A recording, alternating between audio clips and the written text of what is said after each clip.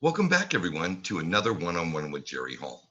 Today is the emergence of the lost episode.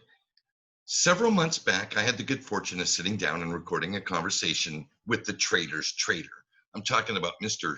Tony Greer. Now, you are going to be hard-pressed to find anybody in Wall Street or just outside of Wall Street who's able to break down technicals as it pertains to the macro view of the various asset classes. Tony is an absolute master, and I was so grateful that he gave me the time to sit down and record a conversation with him. I had lost the video, but it has since been found, and I'm happy to bring it to your attention. It is really amazing for me to sit and be a part of conversations with people who have such a grasp on their chosen field. Now, obviously, my journey into financial literacy gets deeper and wider, and the breadth of my experience and knowledge grows with that.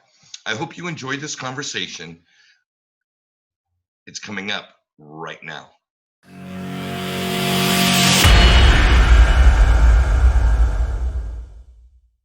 So, Tony, thank you so much for taking the time to join me today. How are you? I'm great, man. I'm hanging in there during the lockdown, but we're surviving.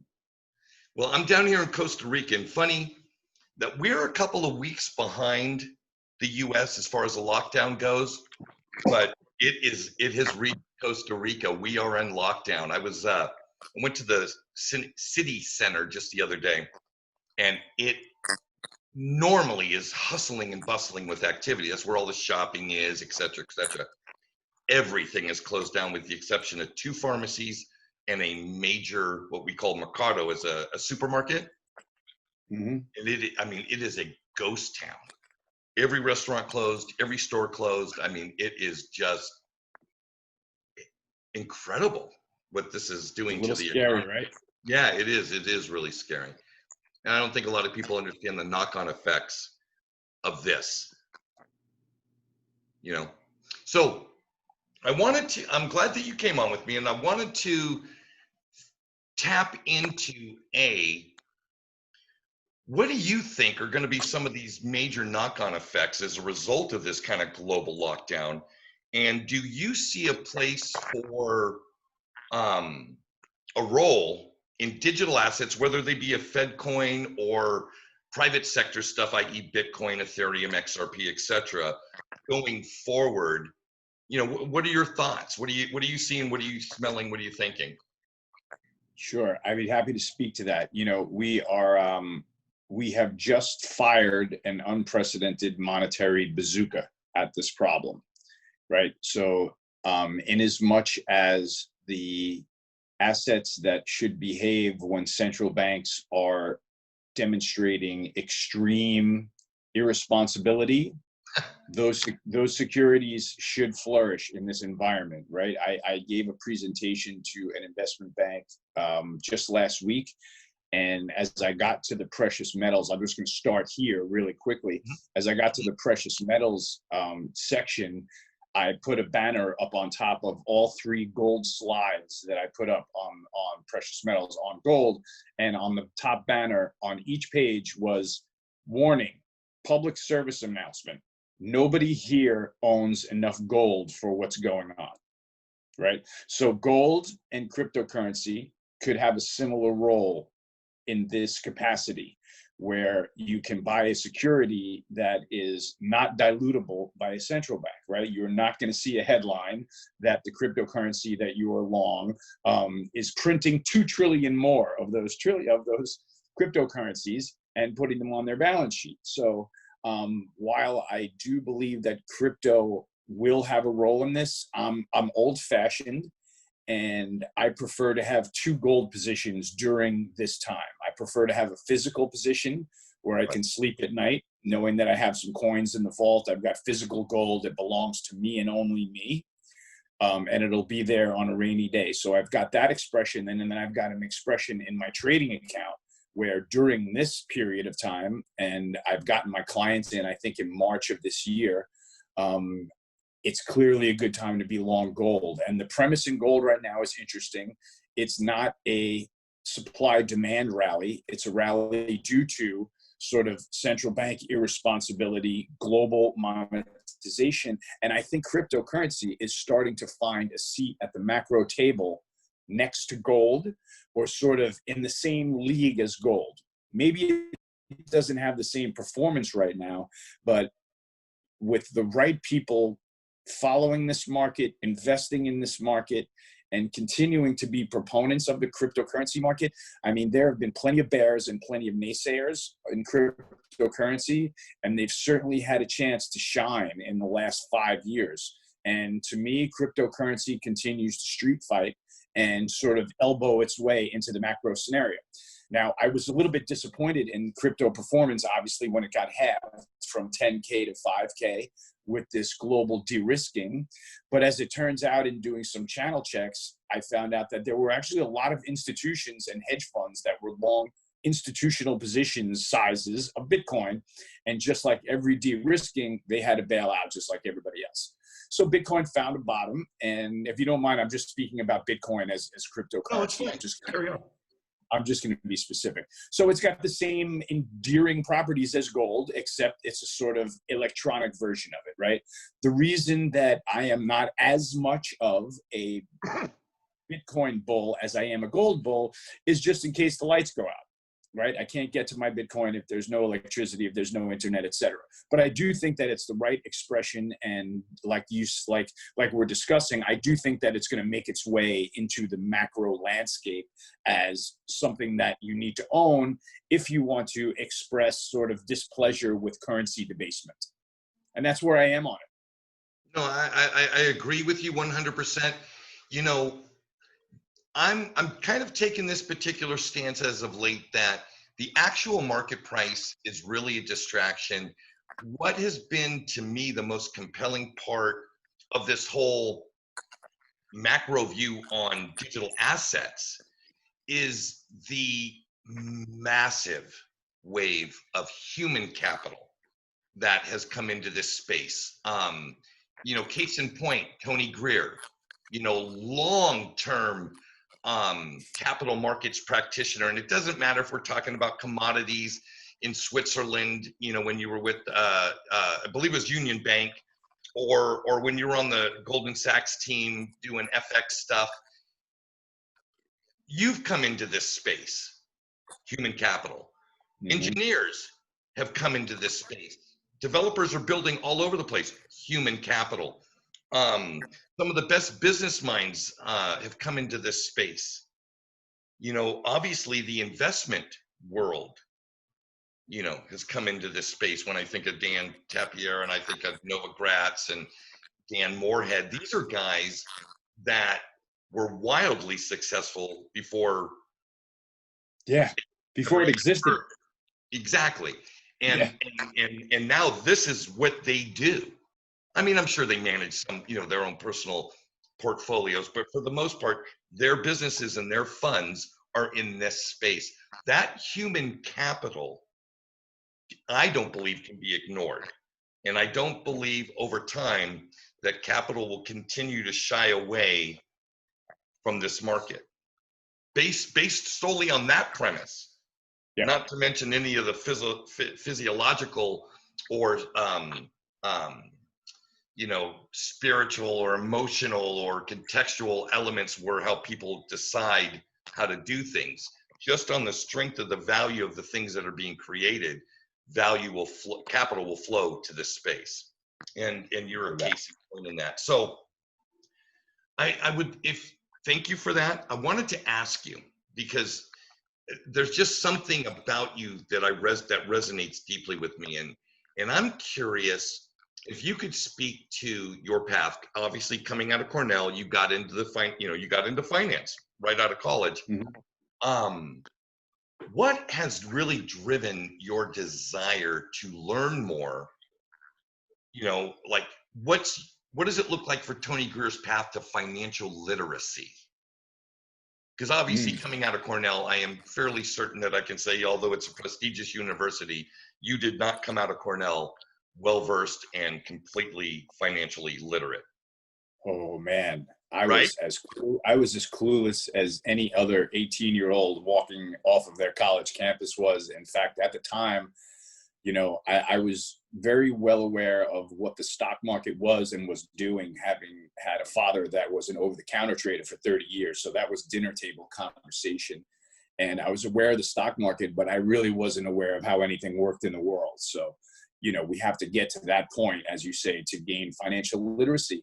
And I think the most important point, I would say, to lend that there are a couple of things, of course, but number one, I think the challenge of constantly figuring out the perpetual puzzle is very endearing, right? It's waking up every day and figuring out what news cards have been turned over to help you figure out sort of, what the word on the wheel of fortune is, So and that leading toward potential financial gains, right? That's really the skin that we're all after here as macro traders. So the path to gaining financial literacy is long and fraught with and wrought with mistakes, stumbles, getting things wrong, not seeing things the right way, and then coming around, right? That's really important for me. It's the ability to be able to understand that you had a blind spot for the way things were working in the world, and somebody shines some light on it, and you need to have the ability to say, I figured it out. I know what I did wrong before in not understanding this part of the world. I'll give you just a quick example, Jerry, because it lends itself really well. I fell into the boat with everybody else when we started the first QE, saying that Right. this was going to be wildly inflationary, right? The Fed is printing money, and increasing the money supply and the velocity of money could only lead to hyperinflation, because that's what we saw before on the globe, right? In the Weimar Republic of Germany. Similar type of story. I was dead wrong by a mile with that theory, but finally opened my eyes to seeing where all the enormous sources of deflation that there were around the world, right? So in addition to this, inflationary function of the money markets, we're seeing deflation in places like, in commerce right before your eyes, where now it doesn't cost me anything to have a bed shipped to my door in 24 hours, right? So there are deflationary forces like that you never thought factored into the equation. Right. So when you put things together and you learn how it's all working and you see the blind spots that you missed, you start to take notes and understand how the market's really responding. And so I think that's part of it. A part of it is comparing sort of past events in market history to current events in market history. Some of them are going to rhyme, and some of them are going to be completely unrelated, right? There's a lot of scenarios now where people are comparing the charts of the S&P to the 1930s stock market crash. Right. And I say that's nice, but there are almost no similarities to the world in 2020 to the world in 1930, including from a financial perspective. So I think it's a little bit dangerous to make those connections. So to wrap it all up, I would say the path to financial literacy is a constant learning process, to the point that I graduated from college, roughly 30 years ago now, and I'm still sort of, ramping up my financial education and my learning and understanding of the world. What has helped tremendously in this particular, let's call it the coronavirus crash situation in the markets, is that I've got 2 previous crashes under my belt, right? I was sitting in front of the screens for the dot-com bubble bursting. I was sitting in front of the screens for the great financial crisis, and all of that muscle memory as a trader comes back to life when vol spikes to 40, right? You just start to remember, okay, this is back to 100-point S&P ranges for no reason, large magnitude melt-ups against the grain for no reason. And sort of having all that experience, I can look at this melt-up that we're seeing now in the S&P and say, yeah, this kind of makes sense, even though the world is throwing rocks at it, saying, how can the S&P go up when there are people dying and there's going to be 17 million initial unemployment claims? And, you have to remind these people that the market is not the economy. And you sort of get a handle on how far of a lead the market holds in front of the economy when you're sitting in front of the screens for 10 and 20 and 30 years, right? So you got to get a feel for that pace. You've got to get a feel for how headlines cause markets to react. And sort of that to me is the ultimate reality, right? It's not the fact that the economy outside is bad. That's unfortunate, but I can't bet on that. I can bet on the stock market, right? And learning the difference between the two is the key to success. If you want to be a successful trader or really understand what's going on in financial markets. If that answers your question. No, it was a very eloquent and articulate way to answer the question. And kind of higher level than where I'm currently at. I mean, I understood everything he said, but like where I'm at personally with my education, right, is I'm just now starting to really understand some of the nuances between the 2009 injection of QE into that economy, where I thought the same thing you did. I thought, oh my gosh, here we go with currency debasement, right? Each dollar they're printing is devaluing the dollar that I have in my savings. And the truth of the matter is that most of that money stayed within a particular closed system and never made it to you and I, where we were, those dollars were chasing the same goods and services. Therefore, there wasn't the hyperinflation in that the normal everyday citizen out there working for a paycheck and having to pay bills and buy food realized. But on the same token, it was the maybe potential real estate purchaser or the investor in the stock market that saw an inflation. And so I'm learning that there are really no black and whites, that there are all these very, very subtle shades of gray, and discerning those different shades, that's the game, right? And in a sea of noise and in a sea of Twitter headlines of shock statement this and sensationalism, finding voices through the noise that make sense, that speak truth, that's really been my goal. And so I seek out mentors, so to speak. Like you're a mentor of mine, you don't even know it. You never met me between 15 minutes ago, right? Yet you've been a mentor of mine for the last 3 or 4 months. Wow. Honored. I'm honored. Thank you for that. Well, you like I said, there was something about the way you carry yourself, the way you talk, the way you present information that resonated with me. Does that mean Tony Greer is the end all be all? No. That means that the way you communicate spoke to me, just like there may be 2 or 3 people in the universe that resonate with the way I describe something, or you know what I mean? And totally. Yeah, so the more we do that, I think the better off we are as a collective society, which leads me to my next question for you. Yeah. And that is, I'm really interested in the journey, right? So throughout your years, you were in Cornell. Obviously, you started with your family unit. Your father was in the game. You went to Cornell, you got out, you got into the game. I'm curious, mentors, whether direct established mentor-mentee relationships, or like I said with you, was more of an observational mentorship. Who've been the people that have mentored you in the principles, things that you've learned from them, not necessarily maybe the ABCs, but more principle-based and textual-based ways of thinking that you've been able to apply to other things that have really helped shape the person you've become? Those are the things that really interest me.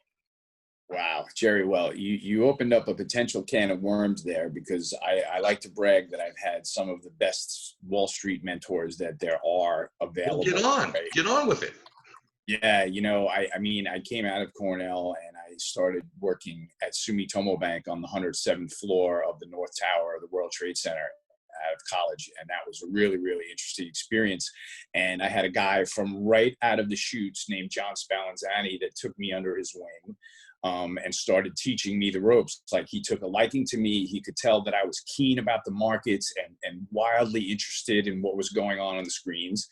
and, you know, started showing me the ropes. And basically that entailed having the time to answer the million questions that I had as a rookie, you know, coming out of school and asking why this and that is moving. And so having somebody explain things like that is the beginning of your real education, right? Because there's there's a sort of book smart and street smart level to markets, right? You can have a book smart understanding of markets, and then you can have a really street smart, savvy understanding of markets, which is something that's totally invisible, right? It's not something that you can point to and say, here, read this book and you'll have street smarts for trading, right? It doesn't come like that. It comes with, you know, so from my first mentor, you know, I asked John to tell me stories, and I sat there and listened to his trading stories.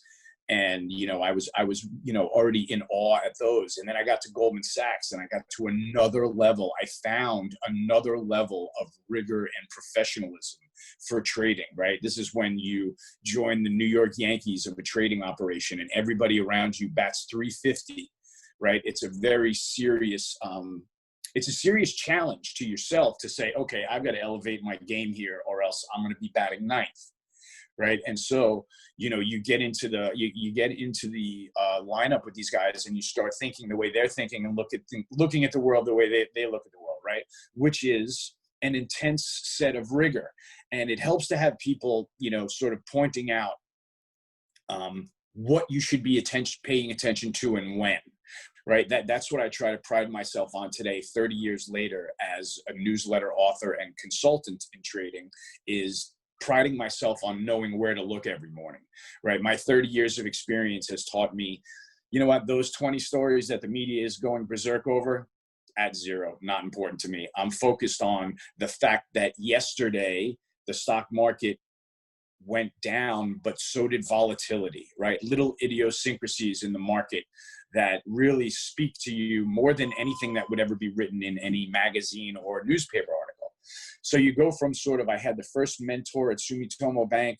I would say less so at UBS, but then got to Goldman Sachs. And I sat next to elbow for 5 years with Guy Adami, who is on television on Fast Money. And he was my desk mate. And Guy and I sat next to each other and traded through, you know, some of the most volatile times in precious metals. And we had a boss that was even more rigorous than us, you know, and he was a mentor to us. And I learned, you know, pretty much everything I know about metals trading today from this one mentor at Goldman Sachs, who I'm still in contact with and is huge part of my network.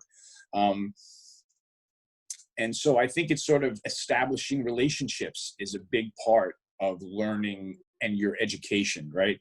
Because, you know, you always want to have that lasting relationship that you can always go back to get, you know, for the longest look back, you know, like, hey, remember when we were back here experiencing this? So you can go a lot of different ways with this, but having a mentor is crucial to sort of opening your eyes to the things that aren't visible in a newspaper, and they're not really quantifiable, right? There's a lot of behind the scenes work that goes into the art of trading, and sort of a lot of things that can't be quantified. So it's just a lot of it's a feeling, and it's matched up with an experience, you know, and then the whole entire game there is learning through your own experiences to be disciplined in the markets, right? And that sort of leads to a little bit more advanced conversation, but I want to keep it on the line of having a mentor and gaining that financial literacy, because I think if there's one thread and one takeaway, it's to start to understand what the market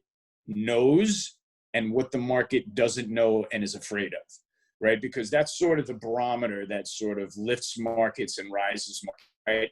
You know, 3 weeks ago, the S&P was crashing because we were petrified. We didn't know how many people were going to die. We didn't know how long the lockup was going to last, and we still don't. And so that uncertainty was paralyzing, and the stock market got crushed. And then we found a level where there was so much negativity being built in, and we hadn't even had a response from the authorities yet as to what they were going to do in reaction, right? And you knew that was coming. And if you could figure out how to match up that maximum negative sentiment, it's not a time, it's not a price, it's a feeling. Because that happened the day that the S&P traded at its low, right? We were shutting everything down in America. Everything was running out for toilet paper. And that happened to be peak emotion. And that was the bottom. And there's no reason for the market to be up 20% from that, other than we have to retrace to the prices that the market just blasted through without even looking at them, right? The market has to digest volume trading at these other prices, and that's why we're floating back up to those that we never even traded on the way down, right? So sort of learning how that swing works is a huge part of your education, and it takes years and years of reading peaks and troughs and to understand how sentiment gets built in and how markets battle unknowns until they become known. So I want to let you keep asking me questions. I don't want to just keep going on in the same thread until you guide me the right way. You know, Jerry, I want to make sure I'm answering these the right way. Well, this is a collaborative thing. There's really no right or wrong. Yeah. I'm not really a good interviewer, but I feel like I'm a pretty competent conversationalist. Yeah, very good conversationalist. Yeah. And there's a give and take to that. You know, I'll share one story with you because I think it's pertinent to and germane to our conversation right now. And that is that as a young man, I decided very early, as growing up in the construction trade, that I wanted to be the guy holding the license, right? Part of it's ego, part of it's I've always had a competitive nature. And for many, many years, it was me against you. That was the actual juxt of the competition. And I remember I met a man who turned me on to a small volunteer group where I learned a tool that has forever changed the way I look at things. And it's called the qualities of leadership. And it's simply stated, if you want to be a good leader, to evaluate and study people that you feel are good leaders and look at the actual traits that are exhibited through their behavior. So yeah, powerful. You know what I mean? And so I would break down leaders and I would look at these qualities, and there were always common threads, right? Mm-hmm. They respected others, even if they knew they were wrong.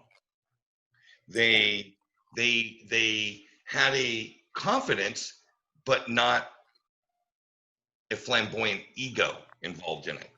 So, you know, a quality to me of a good leader is somebody that has a very firm opinion, but maybe in a weakly held hand, he's willing to change his opinion if the information changes. Yeah. Yeah. You know what I mean? Open eyes is critical. Exactly. So those are things I look for. That happened. I was very lucky that I got that because I believe it's helped shape me and also change the way I compete. I've never stopped being competitive. I'm still competitive. And if you and I were to meet with a couple of dudes our age in a pickup basketball game, I would give my best. Totally. You know what I mean? I would not be. I respect you for that. You know, I'd give my best.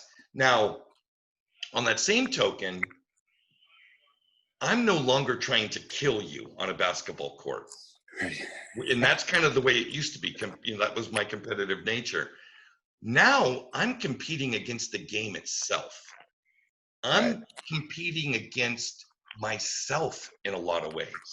Yeah. Am I better tomorrow than I am today? And what am I going to do to get there? Whether it's my jump shot, whether it's how I set my pick and roll, you know, have I really been able to place the behind the back pass where I want it consistently, or did I only get lucky the first couple of times? Yeah. You know what I mean? So it's really a contextual change, but the nature, the fire of a competitor is still there. And I see that in you. You're a competitor. You are a competitor. And I bet it doesn't matter if it's tennis, golf, pickup basketball, or on a computer charting your next move. Am I right? I don't like to let my son beat me at backgammon, if that's any indication. And good, because maybe you're teaching him that not every single person on the planet is, you know, not everybody should get a trophy. Right. That's what we're doing here. Yeah. Now, I generally don't get really emotional, but I am a little emotional in that it seems like our free market capitalistic system in the capital markets has got this thing, and I don't want to call it socialism. I don't know what to call it, but failure is becoming more and more not an option. And that to me doesn't make sense, because I grew up in a world where success and failure had equal weight to them. Yeah. If you succeed, you get rewards. If you fail, you suffer the consequences of that. Yeah. And something has disrupted that. I'd love your take on that, being who you are. Ooh, well, I mean, that could, I feel like that leads a little bit to a political conversation, but we can sort of, and I mean, I don't want to go there. I want to think about it. It's not political, but there is. Well, how about a rule system? Like the game, it's like the rules of the game you've been playing are changing. Yeah. Let's look at it this way here. Let's avoid that. Like my point about, the participation trophy is the thing that you and I both probably like to rebel against and be like, that's ridiculous, right? Everybody in society has got to understand the law of the jungle, that there's a winner and there's a loser, right? The world is filled with type A's and non-type A's, and that's how it's just going to go, right? So that's a theoretical part of it. I think the part that I can definitely relate to with remaining competitive, but not being a blood-seeking competitor where, like you say, you've got to smash the competition, but rather, my competition is last sale. Right. My job is to make sure that my account is positioned such that last sale is constantly benefiting me. Right. And unless it's not, that's when I know that I'm doing things wrong or I have to adjust, et cetera, et cetera. But I think that understanding, the most important part of this is to understand throughout the whole way that you're still a student of the market. Right. Even like 30 years later, are more wide open now, and I'm more open to accepting changing opinions now than I was 20 years ago. 20 years ago, it was, my opinion is this, my opinion agrees with my position, and if the market goes the wrong way, the market was crazy, and that was wrong because my position was justified, right? Today, I'm very relaxed, man. Last sale wins. If I got it right, I got it right. If I got it wrong, I got to get out. Right. So there's a certain that comes with competing with yourself that makes it a little bit easier when you're the competition on the other side. Right. If you're competing in your trading world and your trading account, you're trying to grow it. To me, that's fair competition. Right. That's a scoreboard and everything. Right. I am trying to grow this number in trading. When you learn the lessons of the market is always, last sale is always right, you come to have you sort of take a deep breath and you say, oh, okay, I don't have to be right all the time. I just have to be really in it, and in it big when I'm right and disciplined when I'm wrong. So that's to me is sort of the constant student of the market lesson that I have with myself, right? It's I've got an opinion and my position to benefit from this trade and really benefit from it with the right position. And will I definitely make myself get out with the risk parameters that I've written down today that say get out when the price gets here, because the world's going to look different when the price gets there. But being a student of the market, I have to know that I have to live to trade another day, right? So it doesn't really matter that I'm wrong that day. What matters is I've got to lose little enough to be able to wake up tomorrow and say, okay, this is where I'm putting my chips in this particular case. So I think that it's learning how to compete with yourself, and actually, like to say, learning how to be wrong, right? Learning how to be wrong is like learning to lose, right? If you get your butt kicked on a field, right? There's usually a huge lesson to take away from it somewhere. If you're really introspective, you can probably dig down and find the reason that you weren't able to compete, the reason you lost, and then you could probably be even further introspective and put it on yourself and figure out why that happened.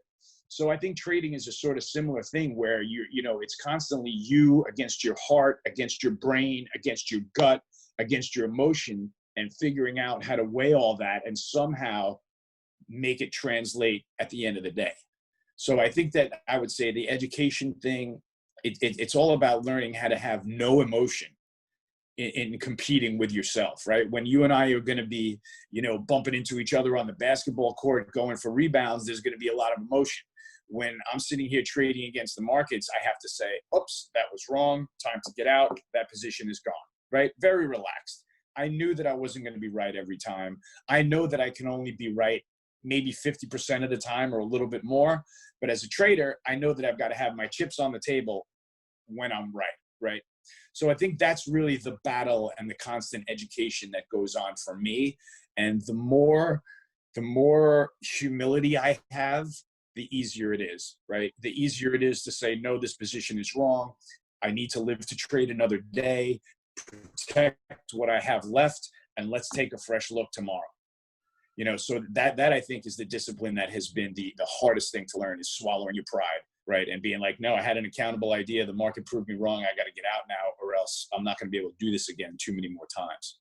So I hope that gets to the answer of that question, Jerry. Well, it really does. And I'll tell you, this is real life. This is actually real. I'm not giving you a hypothetical. So how to make this really short. I had positions in the equity markets January 2018. Through a conversation led me into some study into digital assets, Bitcoin, Ethereum, XRP. A few months of really in-depth kind of research. I slowly started liquidating my equity positions and getting into the positions in this digital asset space. All the while, the actual market was on the decline. So it had hit its December, early January peak, you know, the $20,000 Bitcoin had happened. I came in after the fact, make a long story short, was completely out of every single equity and 100% into digital assets by September of 2018. Okay. Moved to Costa Rica, where I could adjust my lifestyle down to $350 a month until my thesis rolled out and the market saw what I saw, right? Mm-hmm. Now, here we are, it's April of 2020, and I'm upside down. And matter of fact, I've been upside down for all but one day in between the day I entered and today. I've had one day where my position was profitable. Oof. Now, I asked myself many times, Jerry, were you wrong? Well, the infrastructure, the ecosystems, all the things that I think are valuable just get stronger and stronger and stronger. Yet the price keeps going lower and lower and lower. And this is the question I have. Maybe you can help me answer it. I keep wrestling between, was I wrong or was I just too early? Now, so that I can sleep at night and not lay in the fetal position crying because my entire nut is in this thing, I'm going with early. Mm-hmm. Yeah. What's your thought? Well, it's very difficult to trade in positions of stress, right? Mm-hmm. So, I'm not gonna, it's like, I want to look at this scenario as if I'm you, and what do I do? And I think that I continue to gather information from, like you say, people that I consider experts in the field, right? And I understand not pulling the ripcord and blasting the position out and just taking your cash and your loss and getting on the way, because it sounds like a longer term, much more serious play. And you're clearly going to have patience inherently being a Bitcoin bull, right? Right. Being a cryptocurrency bull. I mean, we have no idea when this trade is going to begin to work out. We don't even know if the price necessarily has to appreciate by the time we're all carrying around Bitcoin on our person, right? In a wallet, or by the time we all own Bitcoin, right? The price doesn't necessarily have to go to the moon. It stands to reason that it sounds like it should with the supply demand picture of Bitcoin. So I do like your scenario. And I think that you have to, unfortunately though, have to have one place, I don't know where it is, whether it's based on the theory or how much money you have left, where you say, you know what, at this point, this is where my pain threshold has to come to an end, right? It's just not working out for cryptocurrency. Maybe the government starts lining up on the other side of it or something like that. And that's going to be something where you're going to say, I accept defeat, right? where we are right now, I tend to agree with you that the case has never been stronger for cryptocurrency, ever. Never since its inception, not in my life. You know, what we're dealing with is a problem for the next generation, you know, in certain ways. And I know that this is a much bigger conversation, but with central banks expanding their balance sheet with absolutely no plan of decreasing it again, you know, we are entering a brave new world here, right? We really are entering a brave new world, in addition to the fact that we had a health crisis is going to leave us different on the other side. Once again, bullish Bitcoin backstory, right? All of this to me is extreme. So I think that I can safely sleep at night with my thesis being bullish cryptocurrency, having the position on, and I would continue to kick the tires with, you know, the pros like Dan Tapiero and Mike Novogratz, and in direct conversation with them if you can. And even my good friend Raoul Pal, who has been, you know, bullish bonds for the whole move when nobody else was, and deserves a lot of credit. You know, and I talk to him probably once a week. I sort of threw in the towel on my Bitcoin trading position, as in it got washed away with the dip. And I'm talking to him about it, and he sort of swayed me back into believing in it, you know, and he just started going over all the deficits, all the monetization that we're going to see. I mean, literally the printing presses are running at full steam. Right. Where do smart people put their capital? At this point, you can put it in physical gold or electronic gold, which we'll call cryptocurrency, right? So I do, there is a place for funds to flow into that. I love the fact, like you say, that there is a extremely large pool of talented capital, you know, heading into the space. I know several people myself, several people that I worked with at Goldman Sachs have left where they're currently working and are now in the Bitcoin world, whether it's setting up an exchange, working on a currency, becoming a dealer, or whatever it is. I believe in it. So in as much as you can have those sort of mentors to the position, you know, in your ear, I think that that's the sort of thing that gives you confidence to stay in the play. But at the same time, you know, you've got to have that disaster scenario, because that's what I need in every trade. I need in every trade to say, okay, I'm putting 10, you know, put it this way, I'm putting a number of 10 units into this. I need to know that when I'm down to 5 units, man, I need that 5 to survive, and it's no more risk money, right? Or something like that. So I think that I would have it clearly thought out. I would have a yellow legal pad, and I would sort of continue to take notes, and I would be watching for any of these mentors to cave in on their idea, right? If sort of Raoul or Dan or Mike Novogratz, you know, became a little bit wishy-washy on crypto, then I'd really get concerned. You know, because these are the people that are in your herd that are definitely positively affecting the same view as you. You know, Mike Novogratz isn't going on TV and saying to sell Bitcoin because it's going out of style. So, you know, quite the opposite. So that's what I think, man. You know, I'm just giving it to you straight, Jerry. It's hard to manage someone else's view, so to speak. But if I were in your shoes, that's how I'd be looking at it, you know? Right. Well, you know what, I'll be honest, when I told you that story, I really didn't necessarily need you to critique my position, because I've passed any pain thresholds, you know what I mean? For instance, my Yeah. my 50 units of US dollars invested in this space has a 13 unit value. So I've lost, you know, 37 units. Got it. So we're just holding on for dear life here. I'm holding on for dear life. Now, there have had to have been, because there's an element, I know there's enough in poker terms, we call it, you've got some gamble in you. I know you do. I just could tell. It didn't take me very long to know that there's a little gamble in Tony. So I'm curious how many times you've been faced in that scenario where, you know, the market may be indicating to you that you were wrong, but you knew you were early. And you've had to hold for the long position, and you were rewarded because of it. Or you did get friggin' decimated and licked your chops and went, you know, type of thing. I'm absolutely certain you've had at least a few of those instances in your personal trading career. Maybe not with other people's money, but with your own, I'm sure.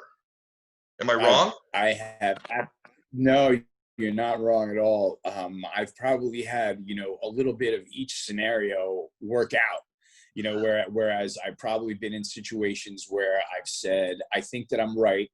The market's proving me wrong now, and then been proven right and also been proven wrong, right? So I'm just saying, like, it's gone both ways.